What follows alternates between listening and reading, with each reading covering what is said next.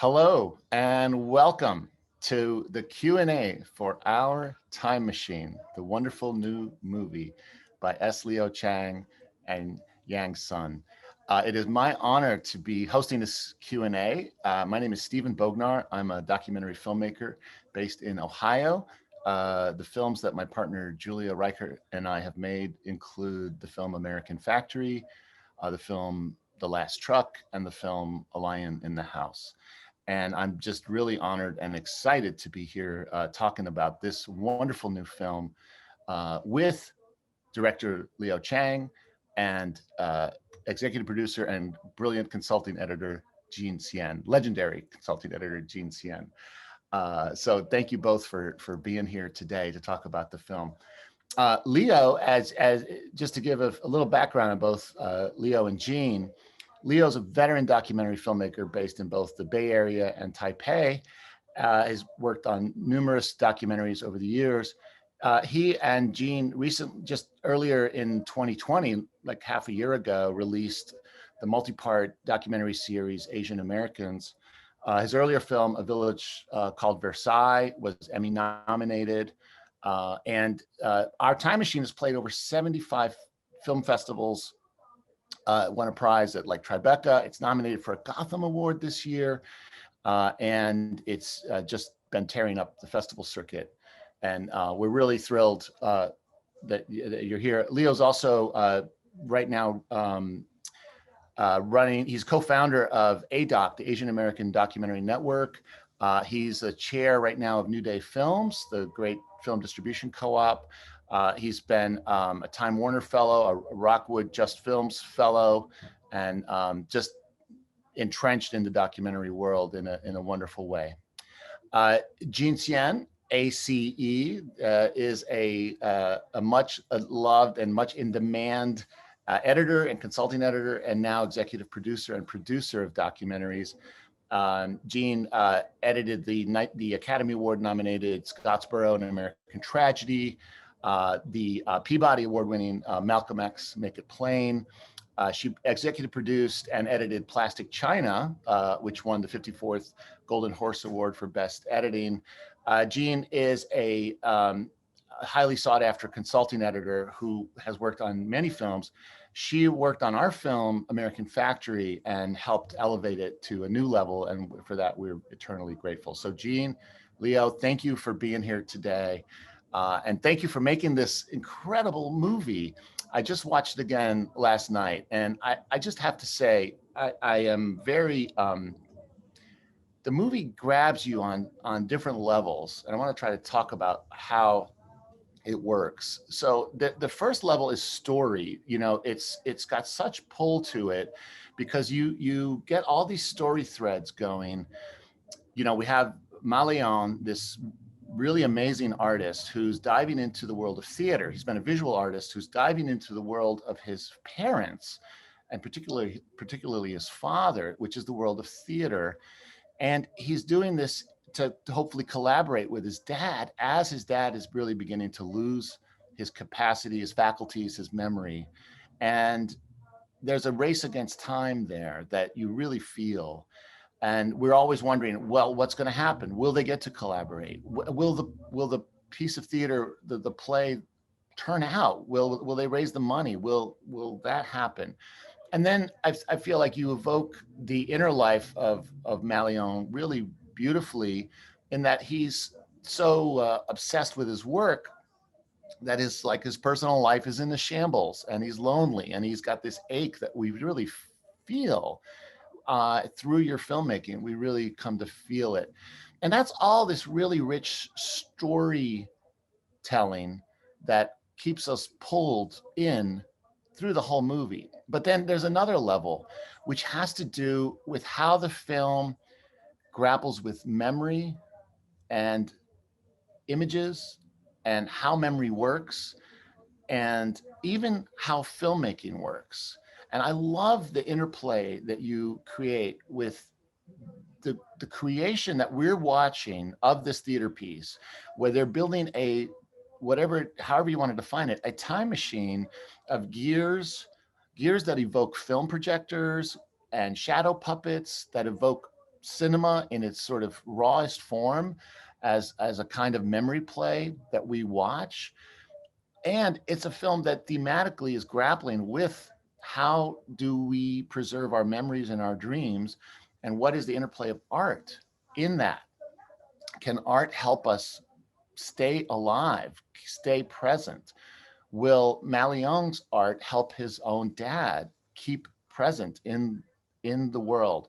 And that's another beautiful level to the film. But then there's even a third level, which for me is the most emotional level, which has to do with how the film opens up, through your restraint as filmmakers, how the film opens up space for us to feel. So, I'm not Chinese American, I'm not Chinese, but I feel myself when I watch Maliong in this sort of struggle. And I have to say, I think it's because of your storytelling that there's this level of space that the film creates where I can feel my own place in the river of life. So we're all in the river of life, right? We're either young and early in it, or in the middle somewhere, or nearing the end, like like Maliong's parents. But your film allows us to sort of look forward and look back all at once. And I'm watching your movie, but I'm looking at my family situation, my life, and it just stirs. You create enough space for me to stir my own emotions in a beautiful way, and I love that about the film. That I feel like that's what the film that takes the film to like a truly universal place, whether we're artists or not, or regardless of our background. It really does that. And so I just truly love the film for that. And of course, the craft of your filmmaking is exquisite. The editing, the cinematography, the writing, it's all just really beautiful filmmaking. So thank you for that. So first of all, could you talk about how the film, the making of the film, how it all came together and got going? Um, I think first of all, Steve, I think I don't even know if we should even do a Q and A at this moment because I haven't quite heard anybody, summarize the film the way you've just done, and it's very moving to me, and I think I can see that Gene's moved to what you're saying. So, everything you're saying is everything that we wanted the audience to feel, and we were hoping that they would, and it's um, incredibly satisfying to know that you have. Um, so thank you, and thank you for your support. Um, for us, the journey of this film started in 2015. We actually didn't, Jean and I didn't generate this project. Our collaborator, Yang Tsien, who is a young Chinese director, he actually was the one that first got connected to Ma Liang in Shanghai. Um, Mine was at the very beginning of his creative process of putting together Papa's Time Machine, which is the puppet performance that's prominently featured in the film. And like anybody, he wanted somebody to do a short little behind the scene video, about about the creation of this piece of work. And he got connected with Young. Through a common friend, and Young at that point had just recently got out of film school, and wanted to was actually he actually studied Ma Liang's work in school because Ma Liang is quite a established artist, especially I think for the younger generation. So he really welcomed the opportunity. But when he began to hear about the content of the performance piece, and especially the swimming pool story, which is also sort of a pivotal piece in our film, he knew that there was something more than just a simple making of video. But being a sort of a young, inexperienced filmmaker, he's only done a couple shorts at that moment. He didn't, he knew that he needed help, so he started actually pitching the project around, and that's he came to Taipei, which is where I am right now, in September 2015 to pitch at the CNEX Chinese Documentary Forum, and Gene and I happened to be uh, basically advisors at the forum, working with the producers to kind of get them ready with their project. And when we learn about this project, when we watched him pitch, and when we saw just like the 3 minute pitch trailer that he had, Gina and I were both immediately and incredibly moved. And honestly, I know that I couldn't even really articulate why at that moment. I just had the overwhelming urge that this was something that I want to be a part of. And Gina and I actually walked up to Young at exactly the same time and basically told him that we wanted to work with him on this. And initially, I was actually came on as a producer, but I think it became pretty quickly that this film actually needed a 40-something-year-old perspective,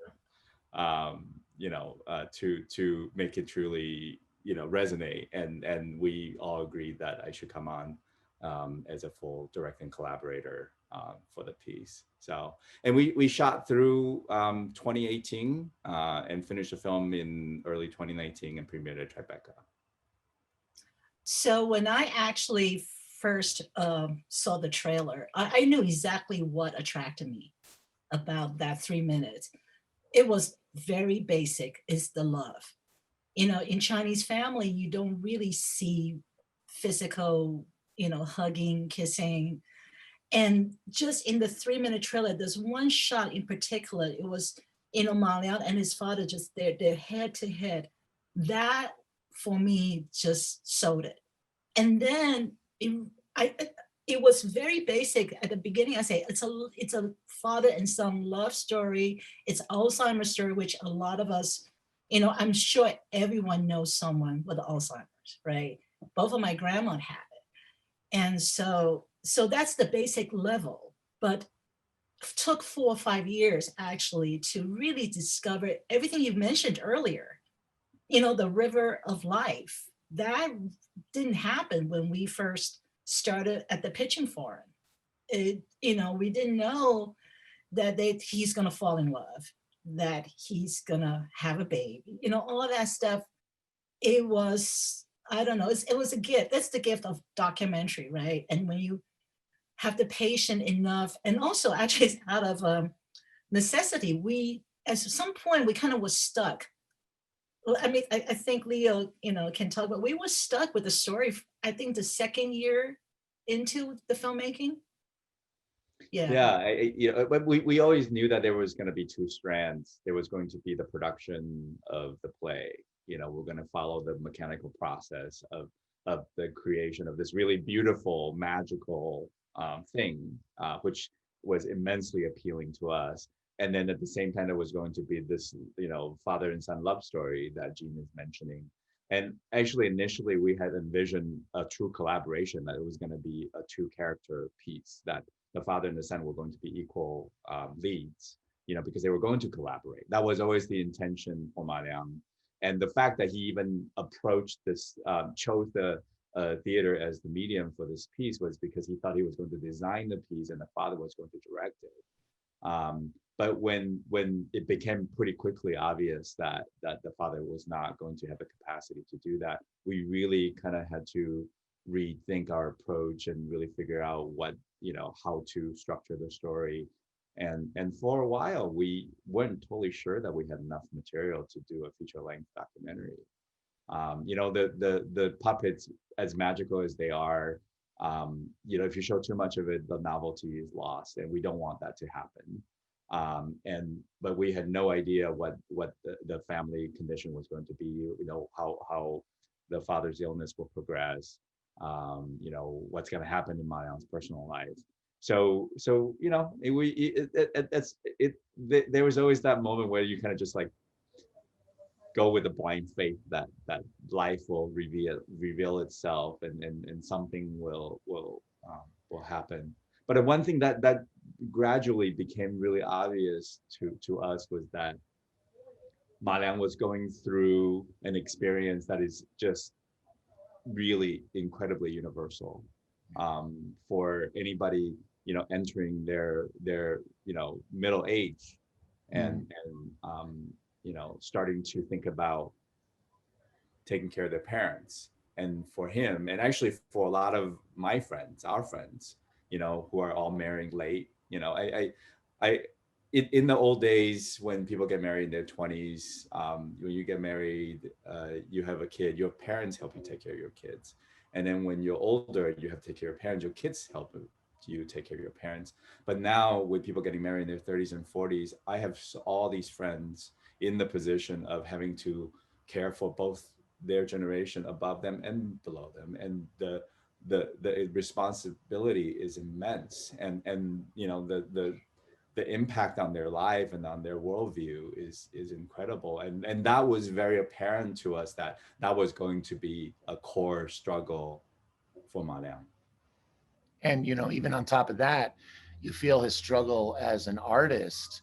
He tells that lovely story of the immortal who gives a pen to the young writer, and the writers can write brilliantly. And Maliang says, "I'm just afraid someday someone's going to take my pen." And yet, so he's like, "I want to keep that spark, that my artist spark that keeps me going." And you see his drive, his creative drive. But then he's like complaining and miserable about how lonely he is. He says, "I have no personal life and my studio's full of puppets and art." So it's like you evoke this tension of like the hunger of the artist and yet the misery of the creative life if you're doing it too much, right? And his life is out of balance. And I love that on top of, you know, him being, you know, the good son, trying to be the good son, and do right by his family. So I love that. That's another level of richness to the film. You know, a lot of documentaries I feel are overstuffed with ideas or dialogue or, you know, inner thoughts, or, you know, you're trying to cram everything into the boat, right? And then the film gets stronger when you realize we can't have all that stuff. We gotta pull back. We gotta simplify. And I wonder if could you talk about in the cut, as your cut of the film evolved, did you did you feel a need to do that? Because one thing I love about the film is its visual storytelling is so strong. There are shots of Maliang, or, you know, Jean Tong, his mom, or Ma Ke, his dad, where it's just like all in their face, right? It's not like, oh, I need a line of voiceover here or a line of dialogue there. But did you go through that kind of process as well in terms of constructing the film? You I wanna? think the only thing that we kind of let go very early on was, you know, there were actually multiple shoots of the actual play, right? Yeah. But it did not do well. So we kind of condensed. So the whole idea of, well, this is early on, right?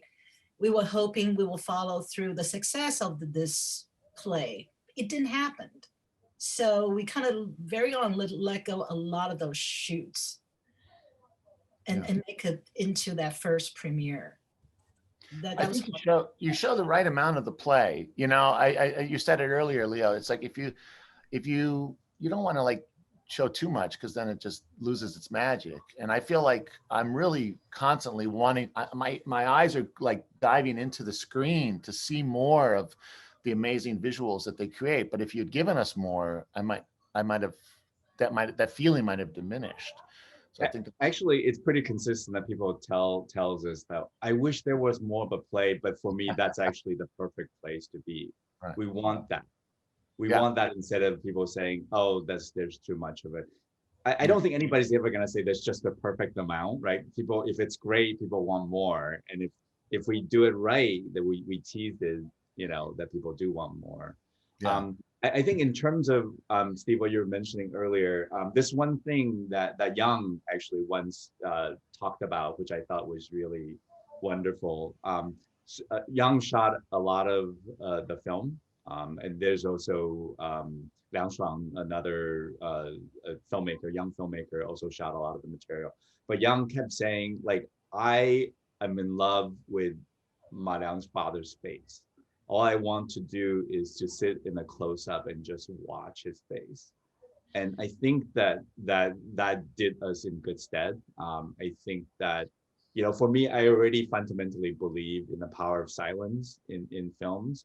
I often think that, especially the punchline, right? Oftentimes these scenes have punchlines, but I tend to believe that silence as a punchline is often more powerful than what anybody can say, most people can say, to sort of wrap up a certain moment, because it allows the audience bring their own experience to project whatever that their life is onto the characters and into the scene, and make it more powerful and personal for them.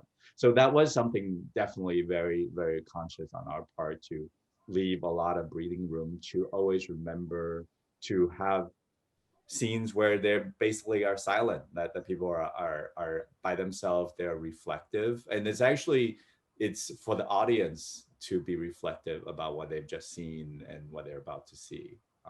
Sure. So Sure. yeah, that's What very did, much the choice. and what did Maliong and his family feel about the movie, about your movie? Jean can talk about, she was sitting Yes, next to them at the premiere. actually, as a filmmaker, you always worry about how the subject of the film is going to react. And actually, Ma Leon watched the film the first time at the Tribeca premiere. I was sitting next to him, and I was more nervous, I think. And I could feel the tears. Is when actually he was crying many places, but towards the end, he was literally sobbing. And he actually said, I don't need to watch this again," in a very loving way, you know. And yeah, Yeah. I don't Oh, know. I I I ever can't imagine, for him to see the scenes with his parents alone, to how sort of honest they are, and tough they are, and how scared they are. It's just like, even when he wasn't there, let alone his own personal stuff, it had to be heartbreaking and yet beautiful in a way. He talked about that. He told us that was really hard for him to watch. But he was that Tribeca screening was really something special. It just was all the different. He watched it for the very first time. He was incredibly trusting in the editing process. We were asking him to record all these voiceovers, right? Like the letters that he actually, most of which were his own words, he took taken from his writing. We were basically sending him like, can you read this letter? He never asked us like, well, what's it for? How are you going to use it? He just did it. And,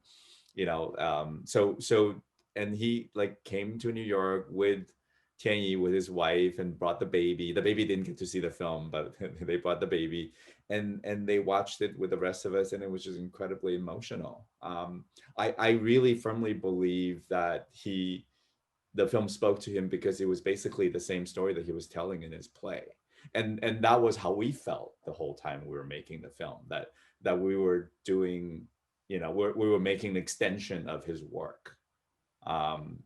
Like it's the same story that we were telling, really. And if But anything, his creation enable us to have these beautiful images. sure, sure. But there's so much trust he gave you.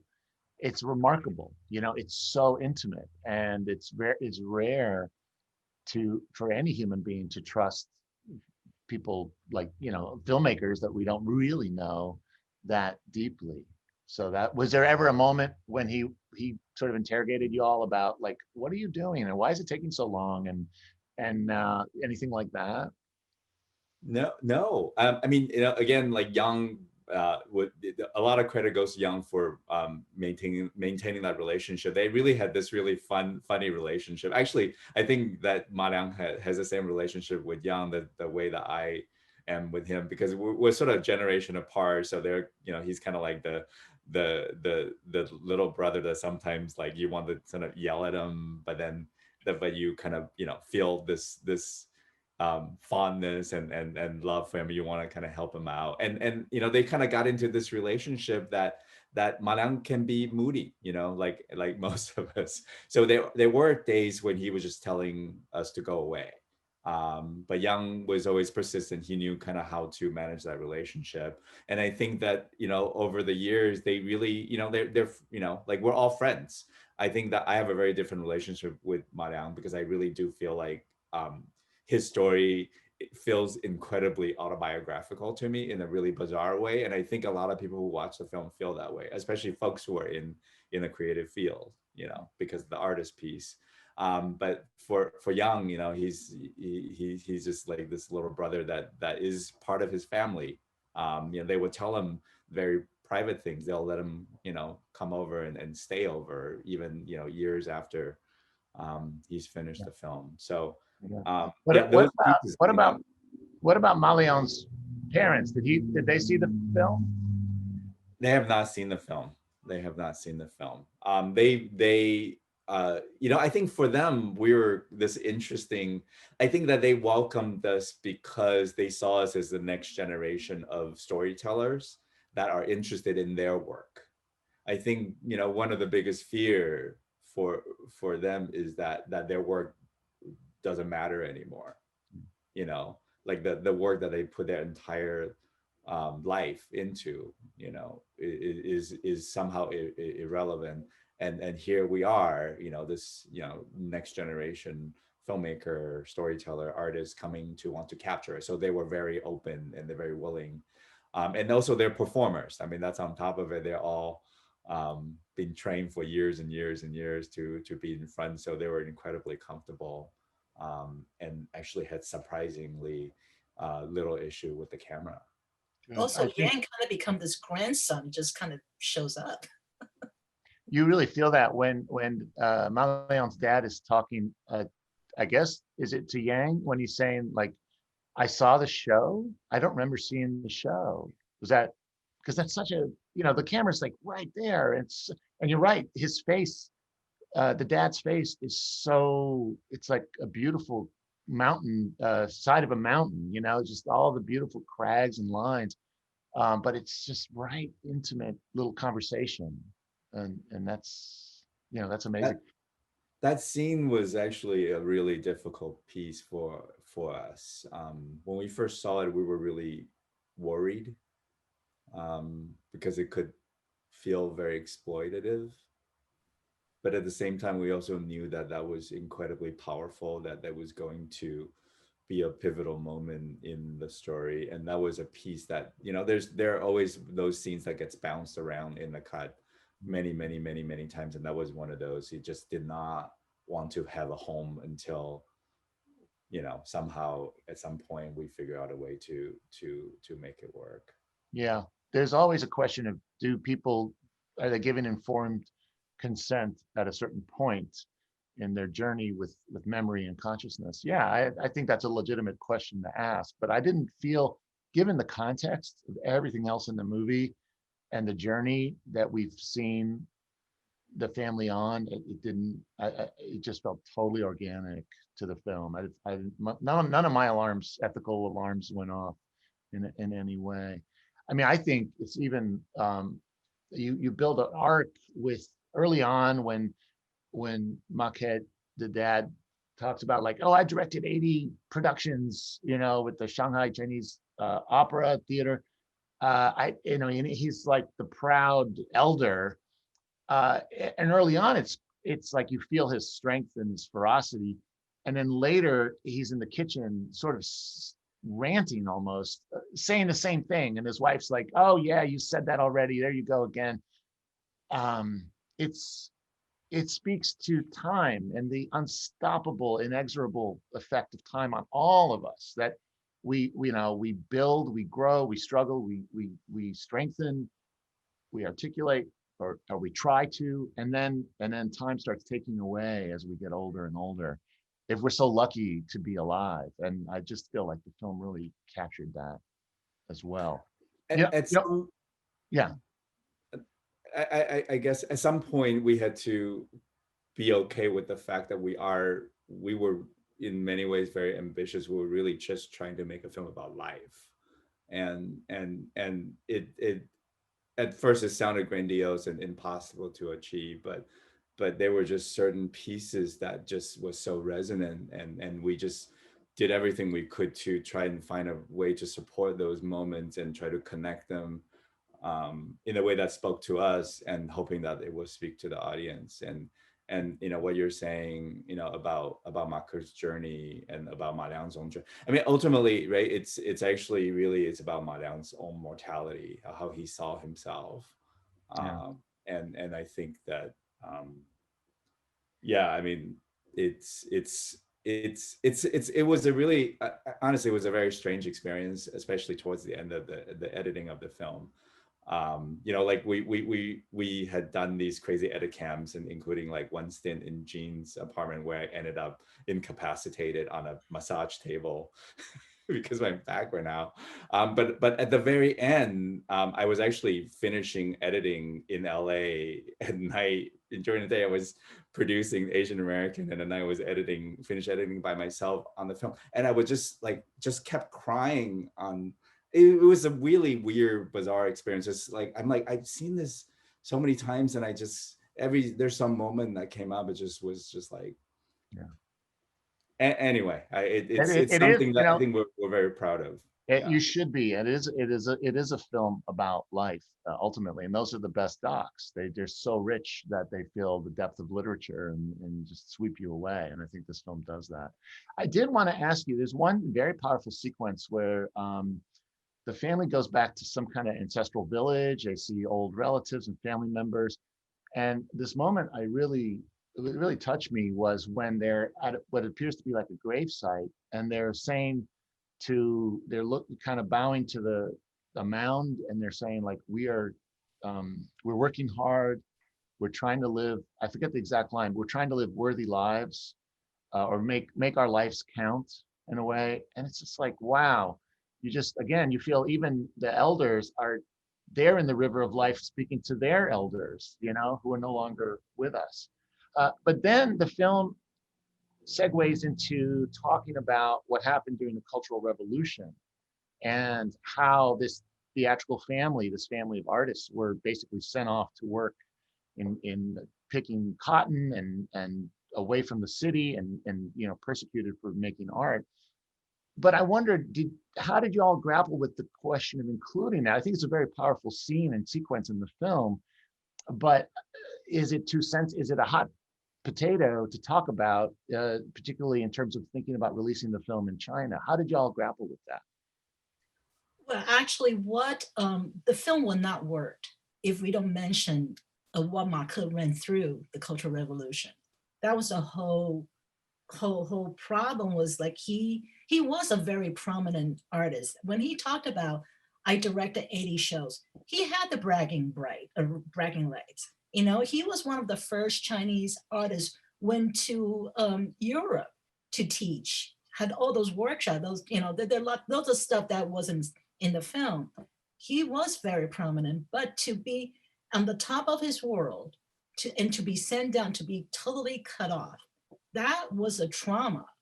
And that's also that whole story. It could be a whole hour, just I feel, on that story. So and we also knew that was a hot potato. So we actually did it in a kind of, how do you work around it? So we struggle with the imageries. How do you tell Cultural Revolution? The first thing you do is you go to archival footage, the red guards, the mouth. Of course, that did not pass, right? It didn't pass censorship. I have to be honest. I was really angry at the beginning. I said, why am I catering to this? But then it actually made us think of a more artistic way to portray that. And so when we used the Peking opera, the fight scene, it actually made it much better, something that I never thought it actually worked. And so in a way, it challenged us, but you work around it, and that's just part of I don't know, if it's a game or, yeah.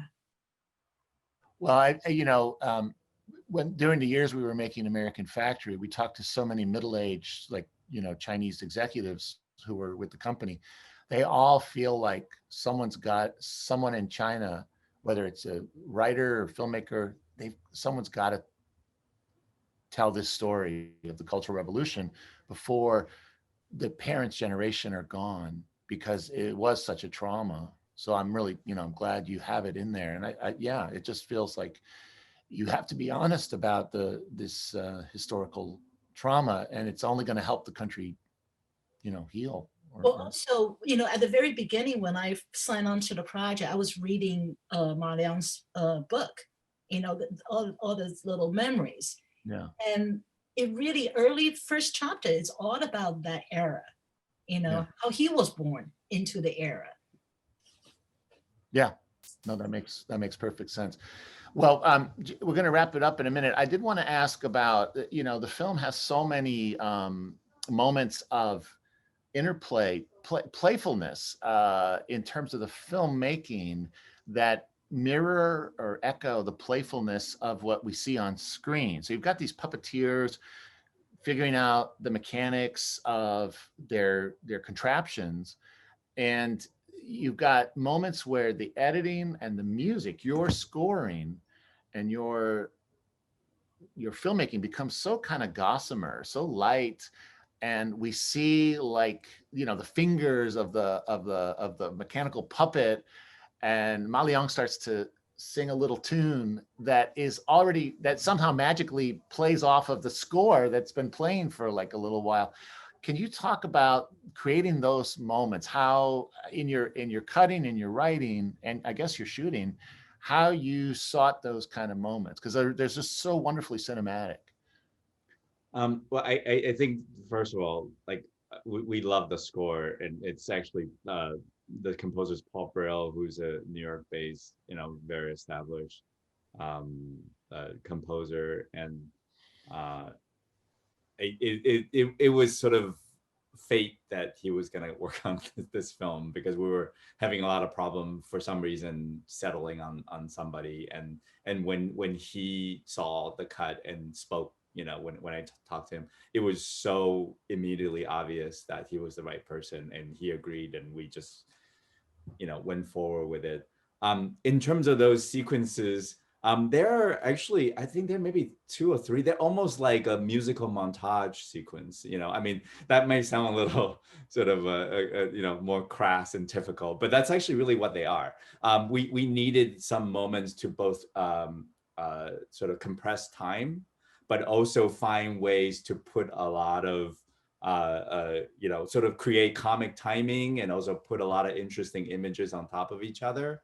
And a lot of that is really, us using temp music at first to cut together some of those pieces. Humor, knowing that humor is always important, especially when the story is heavy, at parts. And just kind of play around with it, and then ended up working with Paul to sort of echo those pieces. What I really love also in the music is that his music almost feels like all these mechanical parts of the puppets moving. Right. And everything is sort of rhythmically, lightly percussive, and you hear the plucking and the metal strings, and then these beautiful moments of melody kind of just emerges and then goes away in a very organic way. And I think all those, especially for those sequences, actually, because basically in those sequences the music is having a dialogue with whatever these little pieces of dialogue that pops up. So the rhythm, the interplay rhythm, all kind of help to make sure that those pieces work. Yeah, and it plays off the sort of mechanical, hand cranked steampunk aesthetic of the production. But for me, it also evokes early cinema where cameras were hand cranked, and you could sort of feel the mechanical nature of cinema. And I love that that's another level of beauty in the film. So, yeah, well, he loved Lumiere, and yeah. he loved shadow puppetry, and you can tell that a lot of that stuff is heavily influenced. Ma Liang is he's a very sophisticated artist. He has a lot of influences from around the world, And I Yeah. think a lot of that comes through. The funny thing is people, whenever we show this to like folks who really know shadow puppetry, people kept saying it's like Hungarian influence. And then as it turned out, I think that one of his collaborators is a Hungarian animator. That's so fun. So yeah, it's Well, I felt echoes of some of those Eastern European animators, Jan Svankmajer and the brothers Quay, who are from Pittsburgh, but who are have their influence from Jan who he Svankmajer. loves. He loves Yeah, Brothers Quay. I love yeah. Brothers Quay. You sort of feel that fluid interplay. Yeah, yeah. Well, Leo, Jean, it's a wonderful movie. You should feel really proud of it, and I'm so glad it's getting out. And thank you for making time today to talk about it. And yeah, look, see you down the road, and be well and be safe in this new year. Thank Thank you. you so much, Steve, for everything.